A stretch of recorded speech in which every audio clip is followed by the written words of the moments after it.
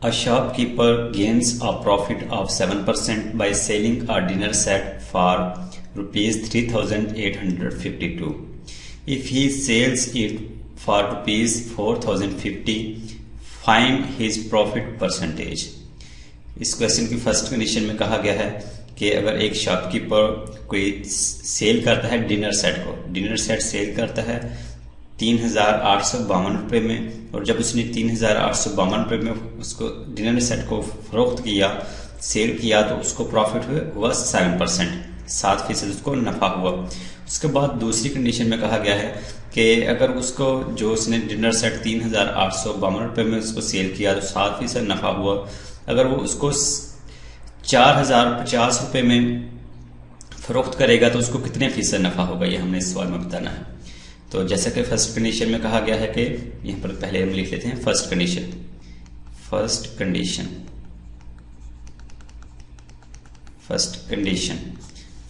में कहा गया है कि प्रॉफिट है 7%। यहाँ पर लिख लेंगे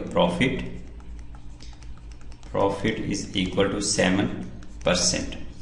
उसके बाद है selling a dinner set for rupees 3,852। Selling a dinner set यानी कि सेल प्राइस कितनी है, रुपीज 3,852। उसके बाद जैसा कि ये फर्स्ट कंडीशन खत्म हुई तो इसमें प्रॉफिट बताया गया और सेल प्राइस बता दी गई, लेकिन कॉस्ट प्राइस नहीं बताई गई। तो इसका मतलब है हमने कॉस्ट प्राइस फाइंड आउट करनी है।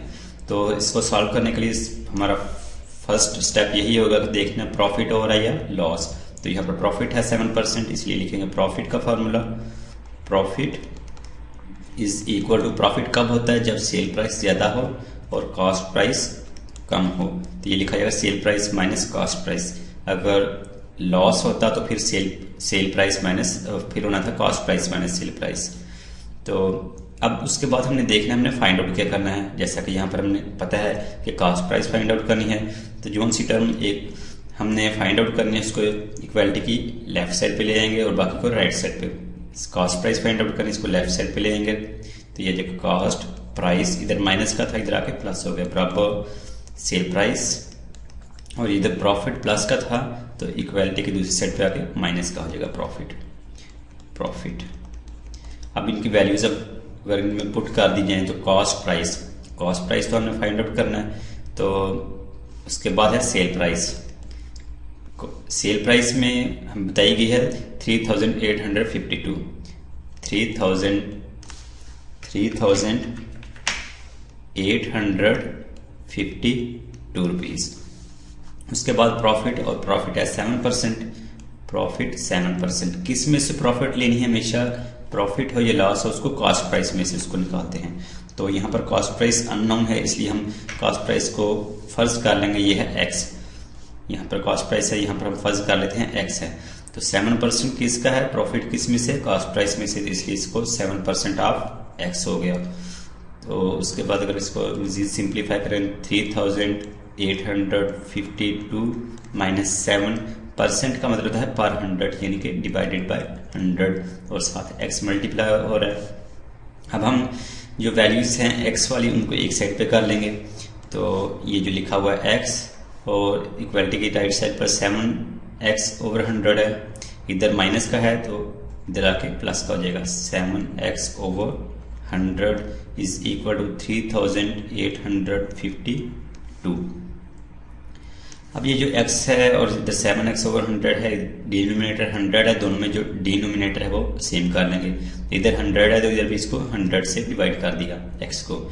जब x को 100 से डिवाइड किया तो इसको मल्टीप्लाई भी 100 से ही करना पड़ेगा, क्योंकि हमने अपने पास से इजाफा किया है 100 का डिनोमिनेटर में, तो मल्टीप्लाई भी इसको 100 से करना पड़ेगा, क्योंकि इसको अगर दोबारा हम 100 को 100 से कैंसिल कर देंगे बाकी सिर्फ x रह जाएगा।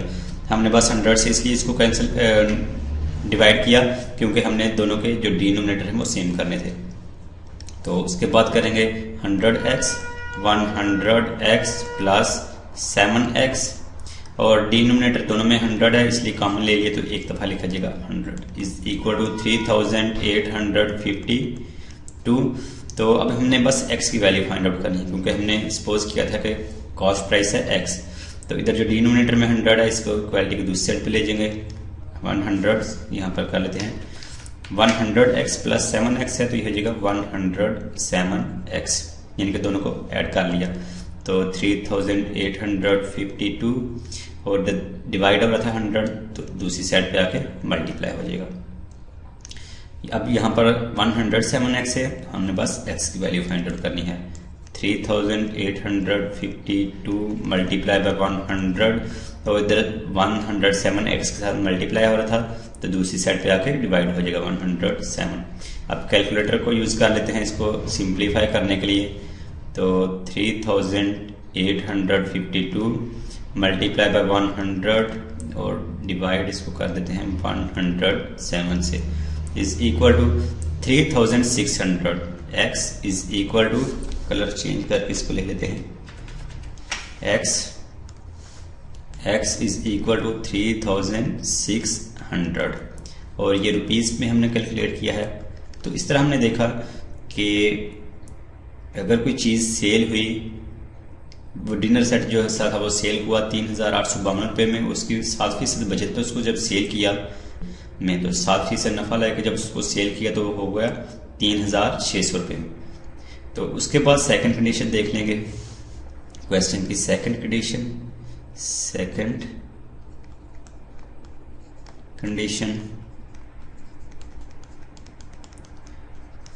कंडीशन क्या है देख लेते हैं अभी। ये जैसा कि सेकंड कंडीशन में कहा गया है कि इफ ही सेल्स इट, यानी कि जो डिनर सेट है उसको सेल किया जाए 4050 रुपीज। यहाँ पर सेल इट यानी कि सेलिंग प्राइस बताई गई है 4050 रुपीज। यहाँ पर लिख लेते हैं सेल प्राइस रुपीज 4050।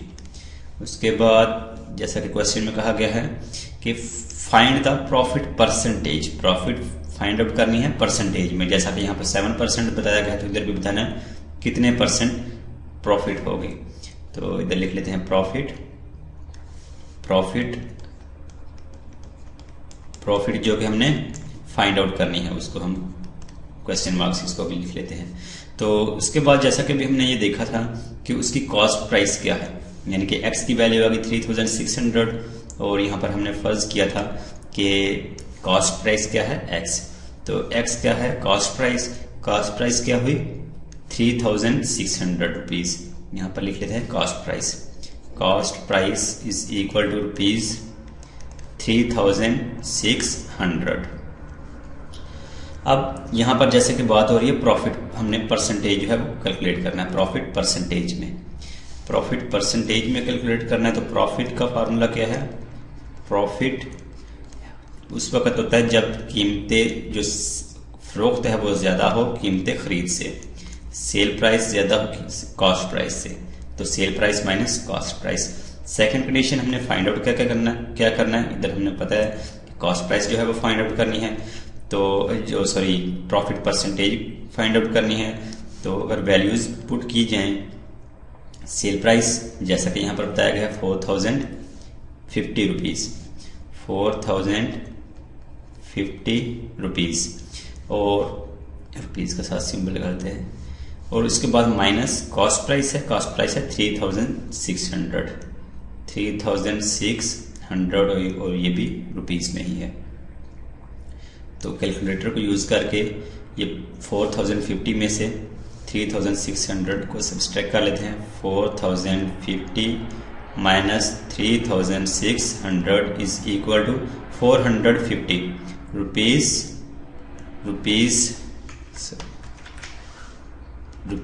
450 क्या हुई प्रॉफिट तो हमने कैलकुलेट कर लिया कि प्रॉफिट है 450 रुपीज, लेकिन क्वेश्चन में क्या कहा गया है कि प्रॉफिट को परसेंटेज में कैलकुलेट करना है, फाइंड हिज प्रॉफिट परसेंटेज। तो प्रॉफिट परसेंटेज का फार्मूला लिख लेते हैं, प्रॉफिट परसेंटेज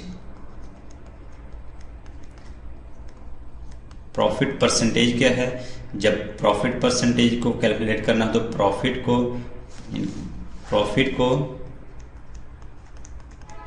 डिवाइड कर देंगे कॉस्ट प्राइस से। कॉस्ट प्राइस अगर लॉस हो तो लॉस को डिवाइड कर देंगे कॉस्ट प्राइस से, अगर प्रॉफिट हो तो प्रॉफिट को डिवाइड कर देंगे कॉस्ट प्राइस से। तो डिनोमिनेटर में हमेशा कॉस्ट प्राइस होगा, चाहे लॉस हो या फिर प्रॉफिट हो। तो इसको परसेंटेज में हमने कन्वर्ट करना है। तो जब भी किसी नंबर को हम परसेंटेज में कन्वर्ट करते हैं उसको हम मल्टीप्लाई कर देते हैं 100% से। 100% से क्यों मल्टीप्लाई किया? क्योंकि अगर हम यहाँ पर ऐसे भी करें कि इसको हम 100 से मल्टीप्लाई कर दें, 100 से डिवाइड कर दें, अपने पास से 100 से मल्टीप्लाई डिवाइड कर दिया, इससे कोई फर्क नहीं पड़ेगा, क्योंकि 100 पर दोबारा 100 से कैंसिल कर देंगे, यहाँ पर बस 1 रह जाएगा और फिर यही प्रॉफिट ओवर कॉस्ट प्राइस रह जाएगा। तो 100 डिवाइडेड बाय 100 इसलिए किया क्योंकि हमने इसको परसेंटेज में कन्वर्ट करना है, और 100 डिवाइडेड बाय 100 इसको 100 डिवाइडेड बाय 100 भी लिख सकते हैं और 100% भी लिख सकते हैं, दोनों का एक ही मतलब है 100%। अब अगर इनकी यहाँ पर वैल्यूज पुट करें तो प्रॉफिट परसेंटेज, प्रॉफिट यहाँ पर प्रॉफिट सिंपल पी से इसको ज़ाहिर करो, प्रॉफिट परसेंटेज, प्रॉफिट हमने कैलकुलेट किया 450 रुपीज़ है, 450। कॉस्ट प्राइस जो कि हमने कैलकुलेट की थी 3600 और मल्टीप्लाई बाय 100%। कैलकुलेटर की मदद से इसको सिंप्लीफाई कर लेते हैं। 450 divided by 3600 multiply by 100 is equal to 12.5 और साथ परसेंटेज का सिंबल है परसेंट। तो प्रॉफिट परसेंटेज क्या हुई? प्रॉफिट परसेंटेज जैसे कि कैलकुलेट कर लिए है 12.5%। तो जैसा कि इस क्वेश्चन में ये रिक्वायर्ड था कि फाइंड आउट करना है, फाइंड हिज प्रॉफिट परसेंटेज। तो प्रॉफिट परसेंटेज हमने कैलकुलेट कर ली जो कि है 12.5%।